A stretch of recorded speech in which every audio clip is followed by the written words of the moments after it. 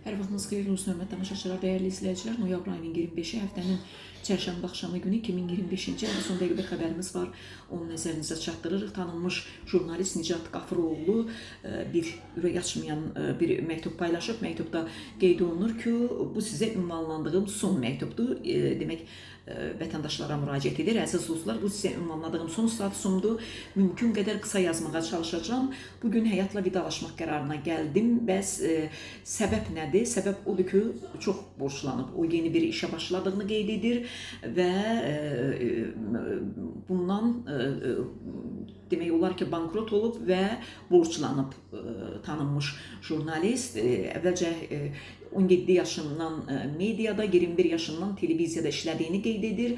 Ölkənin ilk xəbər kanalının qurucularından olduğunu deyir. Bədii və sənətli filmlərinin olduğunu söylüyor. Ərsəyə gətirdiyim bütün işlərdə və verilişlərdə həmişə milli mühafizəkar mövqedən çıxış etmişəm, deyir. İndi Allahdan başqa heç kimdən qorxumun olmadığı bu son anlarda səmimiyyətlə yazıram. Bu ölkəni, bu insanları və milli dəyərimizi çox sevirəm, deyə Nicat Qafiroğlu səslənir. Mənim faciəm ARB 24 TV-dəki baş prodüser işindən ayrılıb yeni şirkət medianı qurmaq qərarından sonra başladı. O bildirir və bildirir ki, demək, xeyli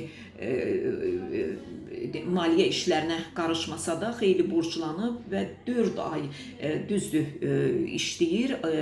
Xeyli monitor avadanlıqlar alıb, monitorlar təkcə bir LED monitor 38.700, yəni borc alıb bunu. Görüb ki, iş alınmır, kəşkə o zaman hər şeyi dayandırıb geri çəkiləydim. Lakin dövlət qurumlarından gələn sifarişlər və reallaşmayan digər vədlər məni ürəkləndirdi, deyir. Borc alaraq icarə, əmək haqqı, vergi və s.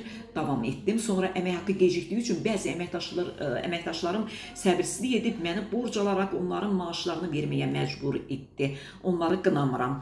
Ardınca 2 dövlət qurumu təhvil verdiyim işlərin vəsaitini aylarla gecikdirdi. Nəticədə mən icarə, vergi və digər ödənişləri etmək üçün sələm və faiz borçlarına girdim və həmişə bu vəziyyətin düzələcəyinə inandım. Amma getdikcə daha da pisləşdi. Hazırda çiyinlərimdə altından çıxa bilməyəcəyim bir yük var. Dərk etdim ki, mən bunu bacarmayacağam. Övladlarıma və qoca anama görə çox üzülürəm. Ölümdən əvvəl bu yazını yazmaq istədim ki, məndən sonra əsaslı şayələr yayılmasın.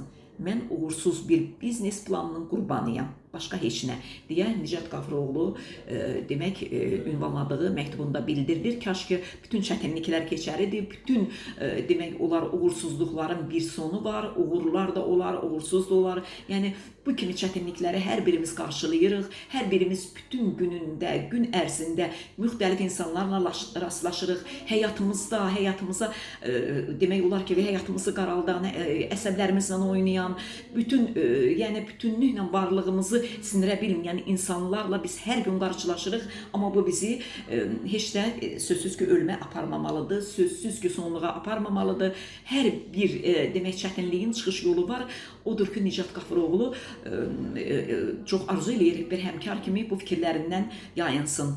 Ona baxanda hər birimiz gün ərzində dəfələrlə bu halı düzdür beynimizdən keçir, amma reallaşdırmaq, onu dilə gətirmək qətiyyən ağlımızın ucundan keçmir. Yenə də deyirəm, çətinlik var və onun həlli yolu da var. Sözsüz ki, yəni bu həmkarımız da son anda yəqin ki, bu fikirlərindən daşınacaq və dua edin. Bəli, dua edin deyir. Biz dua eləyirik ki, Nicat Qafiroğlu bu fikirlərindən çəkinsin və səbirlə öz işinə davam etsin. Belə.